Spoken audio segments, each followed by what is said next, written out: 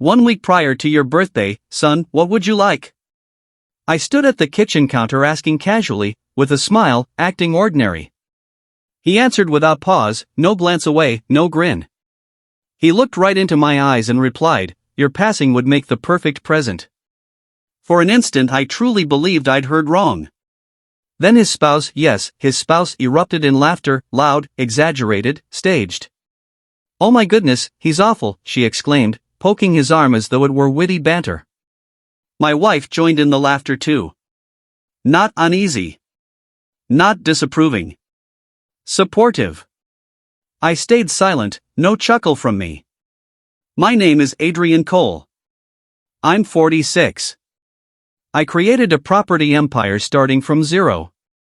Covered his schooling costs. Financed his marriage ceremony. Provided the initial payment for their home. And right there in that kitchen, a harsh truth hit me. Those words weren't spontaneous. They carried approval. 3 days afterward, I sold off accounts they never even knew about. Moved holdings. Shut down credit facilities linked to me. I filled a single bag and vanished.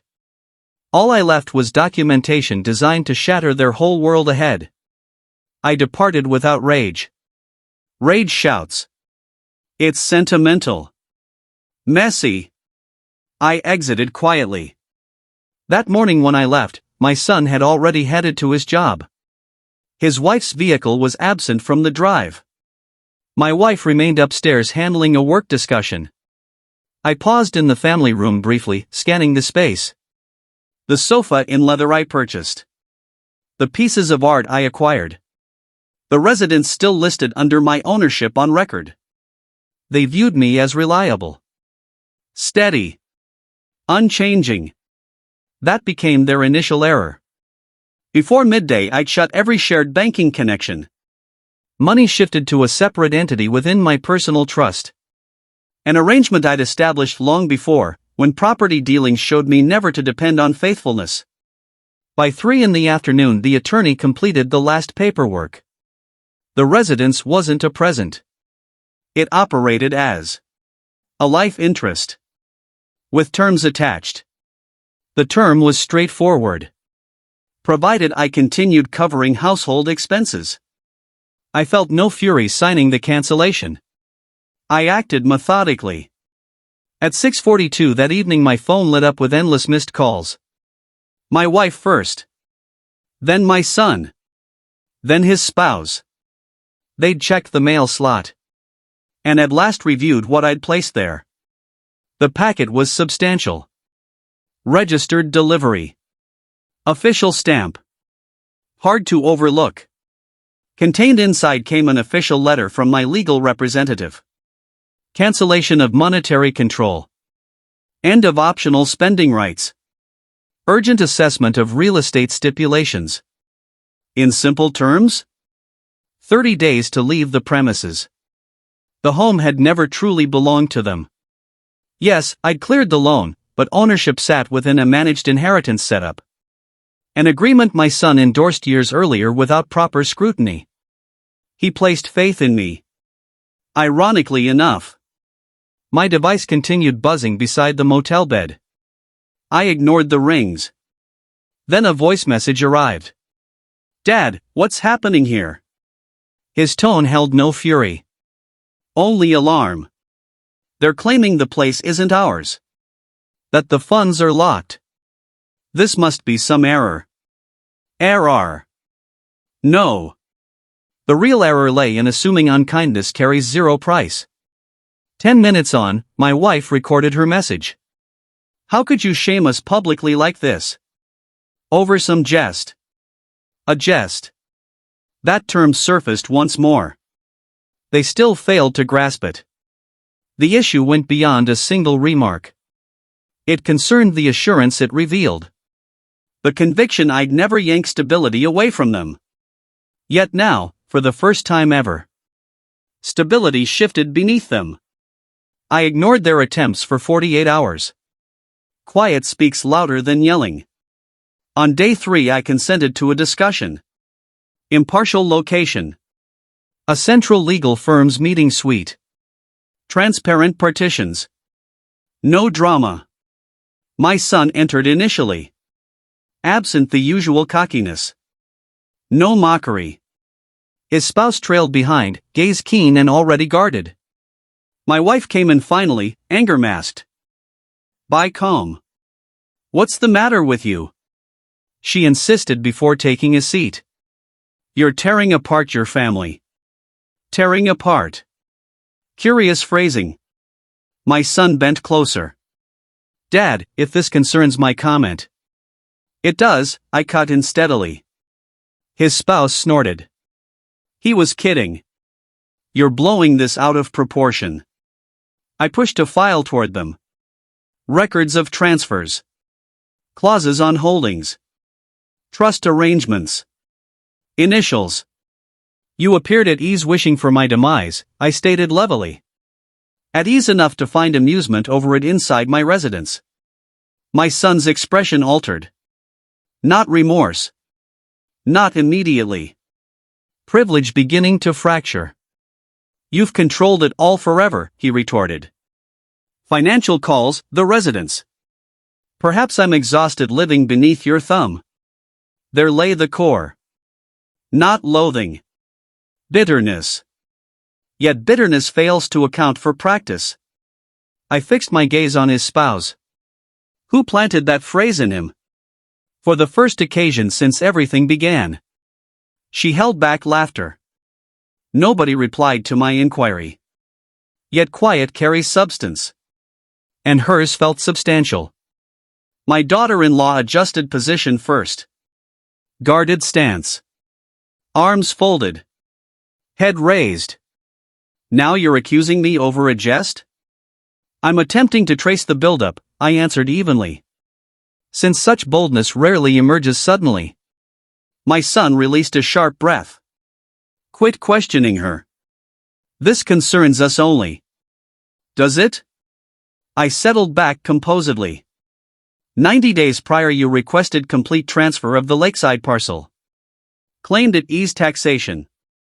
He offered no reply. 60 days earlier, I went on, you sought premature withdrawal from the savings designated for eventual grandkids. Still silent. And 7 days back you declared my end would be ideal. Now anger flashed across him. You believe I'd harm you over cash? No, I responded softly. I believe somebody persuaded you my presence became unnecessary. That moment she interjected. Gently. Measured. He's an adult, Adrian. Perhaps he's simply viewing tomorrow plainly. Tomorrow. Notable phrasing. Because they remained unaware. That altering the trust formed only the opening action. Step 2. Had commenced already. Step 2 avoided sentiment. It relied on investigation. Half a year earlier, prior to any signs, I'd engaged a discreet examiner. Silently. Carefully. Not from distrust initially, but since fortune draws desire. Discoveries started minor. Minor movements. Even amounts. Advisory repayments. Each channeled via an obscure company his spouse formed using her original surname. I avoided accusation then. I observed. Since habits expose purpose. Inside the meeting space I set another file down. Bulkier. Weightier. Here lies the transaction history for your firm, I remarked calmly. The venture I endorsed to get started. My son stared. What do you mean? Unapproved deductions. Overstated supplier deals. Resources diverted to that entity. His spouse paled instantly. I acted to secure our tomorrow, she stated swiftly. You dominate every aspect. We required autonomy. Autonomy built on misappropriation. I passed the last paper forward. Examination summary. Lodged today. My wife rose suddenly. You can't mean it. I regarded my son, calm. No raised voice. 72 hours back you hoped for my demise. Now authorities have initiated a deception inquiry. Not petty sums. Legal consequences linger persistently. The space didn't burst.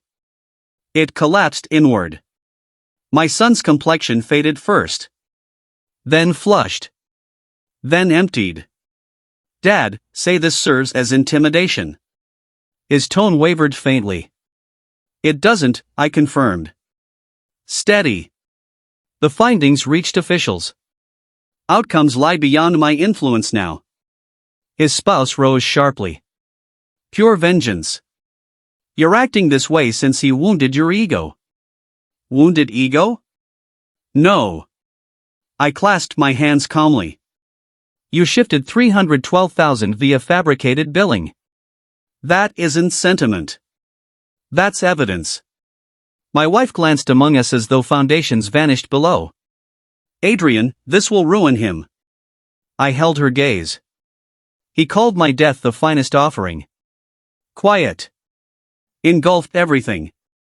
For the initial time my son appeared diminished. Not bold. Not spoiled. Diminished. I never intended it, he murmured. I accepted his sincerity. Yet intent differs from grasping fallout. Each mature decision carries impact, I noted softly. You sought freedom. Here lies the price. As I rose to depart, he stayed seated. Since for the first occasion ever, I ceased being the fallback. And reality struck fully. Proceedings accelerated beyond their anticipation. Deception allegations ignore household ties. Financial logs refuse to flex for regrets. In mere weeks, notices arrived. Holdings locked. Company finances marked. Backers withdrew instantly upon hearing government involvement. I held no triumph. I observed. My son reached me once more ahead of proceedings. No shouting. No accusations. Dad. Cooperation might spare me incarceration, they claim. Spare incarceration. The contrast struck clearly. You ought to cooperate, I answered evenly. Speak honestly. And you, he inquired softly. Will you return someday? That question cut deepest. I'd already resettled. Different location. Fresh holdings. My identity detached from their former dependencies. I'm not vanishing, I responded. I'm exiting the position you assumed permanent. His spouse encountered sterner results. Records linked straight to her private firm. Motive established. Preparation confirmed. My son forfeited resources. She forfeited liberty. And I forfeited something as well. The notion that kinship assures devotion. My name is Adrian Cole. I departed not to ruin my son's existence. I departed to cease supporting the version of him who hoped for my end. Craving shocking revenge, chilling horror, and jaw-dropping relationship drama. If you love revenge, horror, and jaw-dropping relationship stories straight from Reddit, make sure to like this video, subscribe to reddittalestime, and turn on notifications so you never miss the next story.